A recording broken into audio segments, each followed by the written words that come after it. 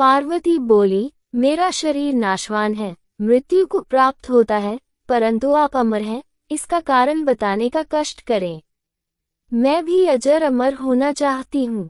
भगवान शंकर ने कहा, ये सब अमृतता के कारण है। ये सुनकर पार्वती जी ने शिवजी से कथा सुनाने का आग्रह किया। बहुत वर्षों तक भगवान शंकर ने इसे टालने का प्रयास किया, लेकिन जब पार्वती की जिज्ञासा बढ़ गई तब उन्हें लगा कि अब कथा सुना देना चाहिए। अब सवाल ये था कि अमृतता सुनाते वक्त कोई अन्य जीव इस कथा को न सुने, इसीलिए भगवान शंकर 5 तत्वों पृथ्वी, जल, वायु, आकाश और अग्नि का परित्याग करके इन पर्वतमालाओं में पहुंच गए और अमरनाथ गुफा में भगवती पार्वती जी को अमृतता सुनाने लगे। अमरनाथ गुफा जाते वक्त शिवजी ने इनको त्याग दिया। अमरनाथ गुफा की ओर जाते हुए वे सर्वप्रथम पहलगाम पहुंचे, जहां उन्होंने अपने नंदी बैल का परित्याग किया। तत्पश्चात चंदनवाड़ी में उन्होंने अपनी जटा केशों से चंद्रमा को मुक्त किया। शेषनाग नामक झील पर पहुंचकर उन्होंने अपने गले से सर्पों को भी उतार दिया। प्रिय पुत्र श्री गणेश जी को भी उन्होंने महागुणस पर्वत पर छोड़ देने का निश्चय किया। फिर पंचतरणी पहुंचकर शिवजी ने 5 तत्वों का परित्याग किया। सब कुछ छोड़कर अंत में भगवान शिव ने इस अमरनाथ गुफा में प्रवेश किया और पार्वती जी को अमृतता सुनाने लगे। शुकदेव, जब भगवान शंकर इस अमृत ज्ञान को भगवती पार्वती को सुना रहे थे तो वहां एक शुक हरा कटफोड़वा या हरी कंठी वाला तोता का बच्चा भी यह ज्ञान सुन रहा था। पार्वती कथा सुनने के बीच बीच में हुंकारा भरती थी।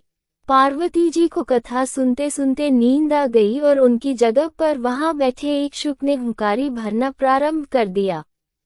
जब भगवान शिव को ये बात ज्ञात हुई तब वे शुक को मारने के लिए दौड़े और उसके पीछे अपना त्रिशूल छोड़ा। शुक जान बचाने के लिए तीनों लोकों में भागते रहे।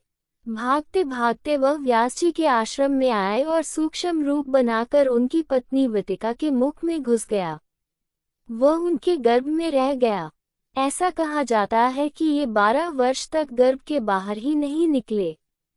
जब भगवान श्री कृष्ण ने स्वयं आकर इन्हें आश्वासन दिया कि बाहर निकलने पर तुम्हारे ऊपर माया का प्रभाव नहीं पड़ेगा, तभी ये गर्भ से बाहर निकले और व्यास जी के पुत्र कहलाए।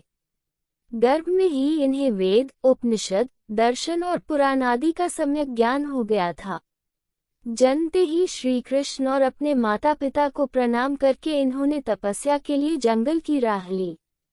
यही जगत में शुकदेव मुनि के नाम से प्रसिद्ध हुए। ये दोनों कबूतर भी अमर हो गए। पवित्र युगला कबूतर। श्री अमरनाथ की यात्रा के साथ ही कबूतरों की कथा भी जुड़ी हुई है। इस कथा के अनुसार एक समय महादेव संध्या के समय नृत्य कर रहे थे कि भगवान शिव के गण आपस में ईर्ष्या के कारण कुरु कुरु शब्द करने लगे।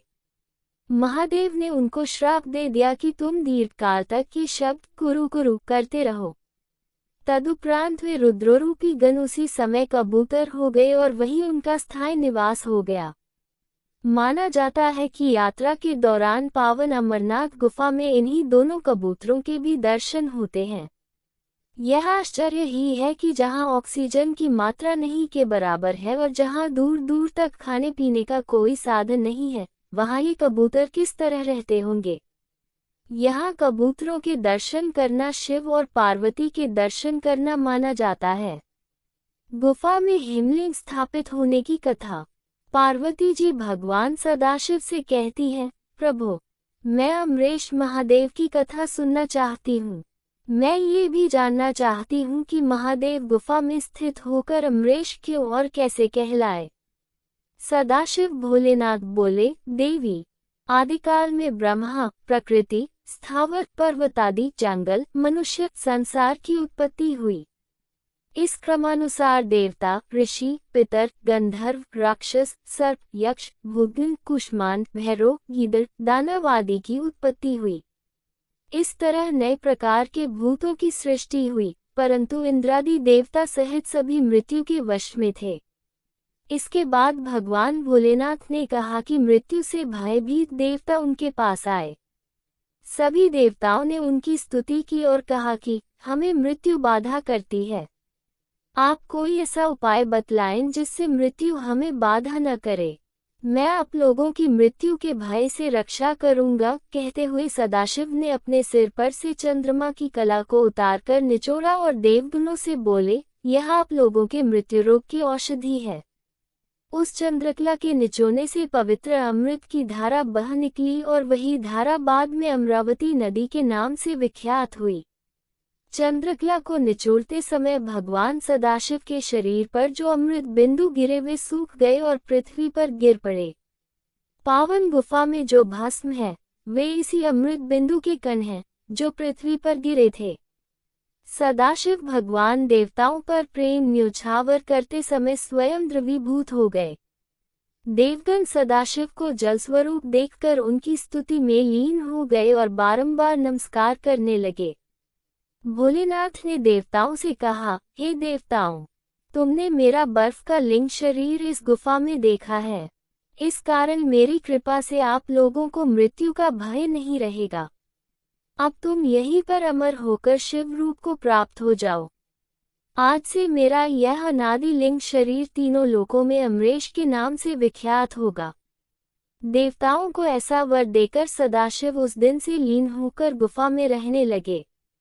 भगवान सदाशिव ने अमृत रूप सोमकला को धारण कर देवताओं की मृत्यु का नाश किया, तभी से उनका नाम अमरेश्वर प्रसिद्ध हुआ।